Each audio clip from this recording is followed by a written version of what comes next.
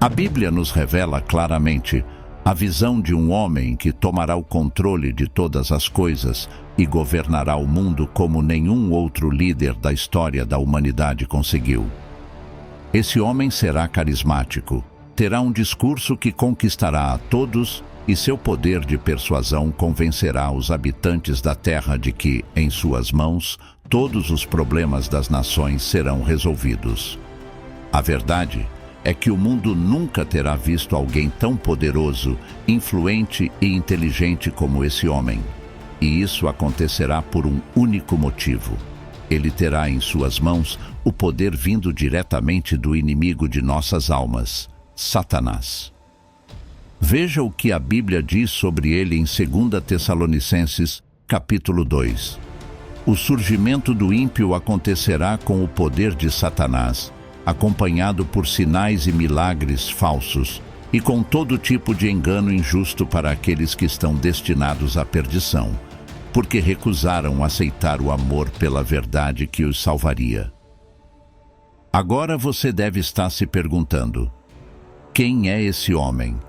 Ele é o Anticristo, o ser maligno que se oporá a Deus e tentará elevar-se acima de tudo, até mesmo a ponto de se proclamar Deus dentro do templo do Senhor.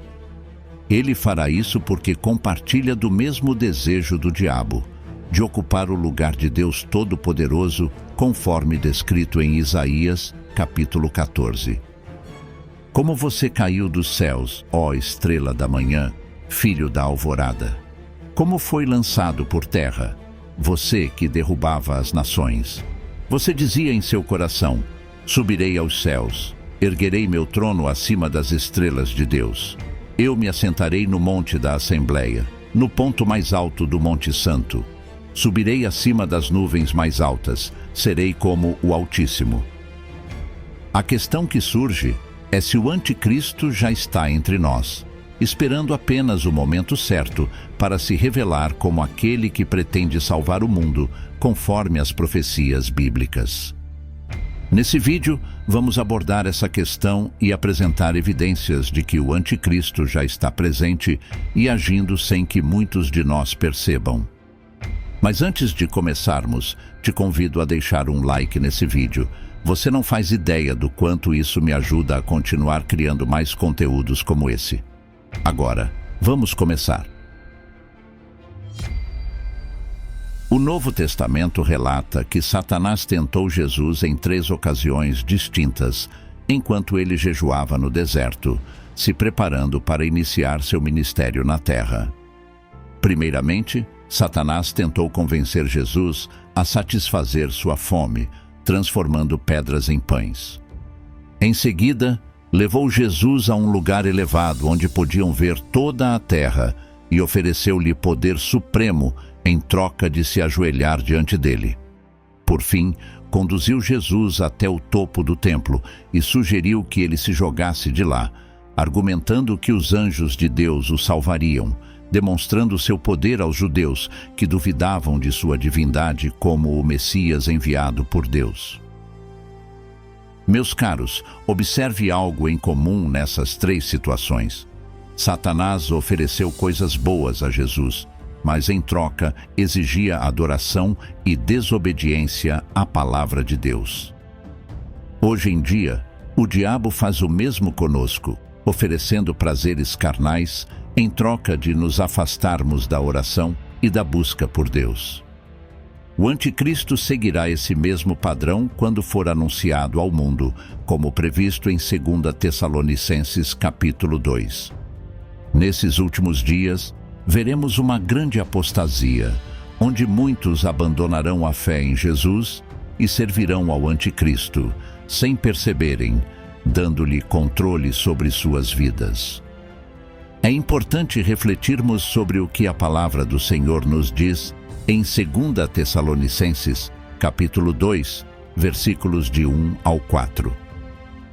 Queridos irmãos, quero falar sobre a vinda do Senhor Jesus Cristo e nosso encontro com Ele. Por favor, não se deixem perturbar facilmente, seja por pregações, mensagens ou cartas que digam que o dia do Senhor já está próximo.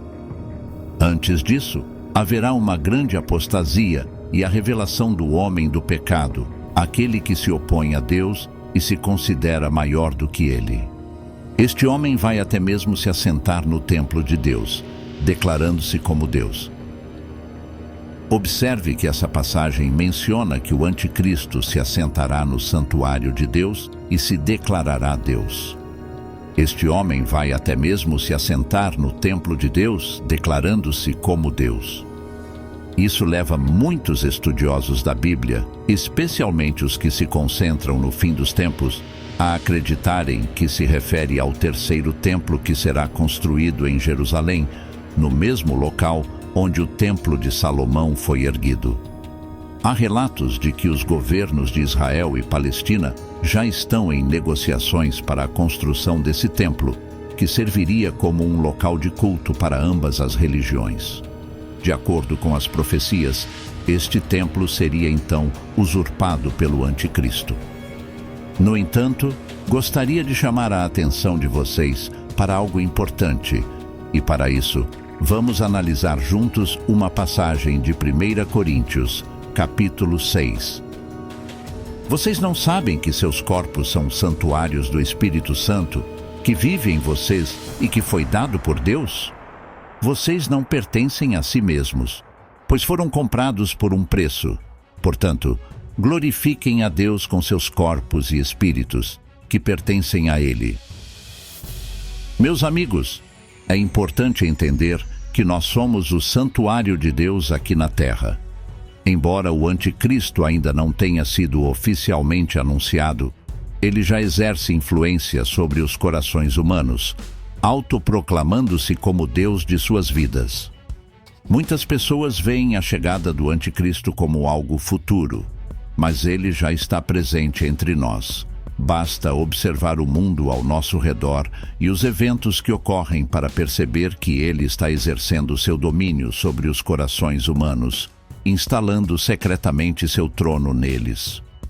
Não sou eu quem está dizendo isso, mas a própria Bíblia. Prestem atenção nas palavras do apóstolo João em 1 João, capítulo 4, versículos 2 e 3. Vocês podem reconhecer o Espírito de Deus desta maneira. Todo espírito que confessa que Jesus Cristo veio em forma humana é de Deus.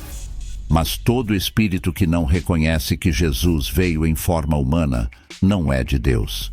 Esse é o espírito do anticristo, sobre o qual vocês ouviram falar e que agora está no mundo.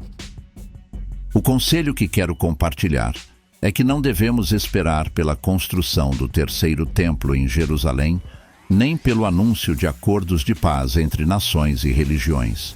Em vez disso, devemos vigiar para não darmos espaço ao inimigo em nossas vidas, não permitindo que o espírito do anticristo domine nossos corações e faça dele seu templo. É crucial entregar nosso coração e vida a Jesus Cristo, pois somente Ele tem o poder para derrotar o inimigo. Devemos deixar que Cristo governe nossa vida, nossas palavras e nossas ações, para não nos desviarmos da fé e voltarmos a viver em pecado, agindo como se Jesus nunca fosse retornar.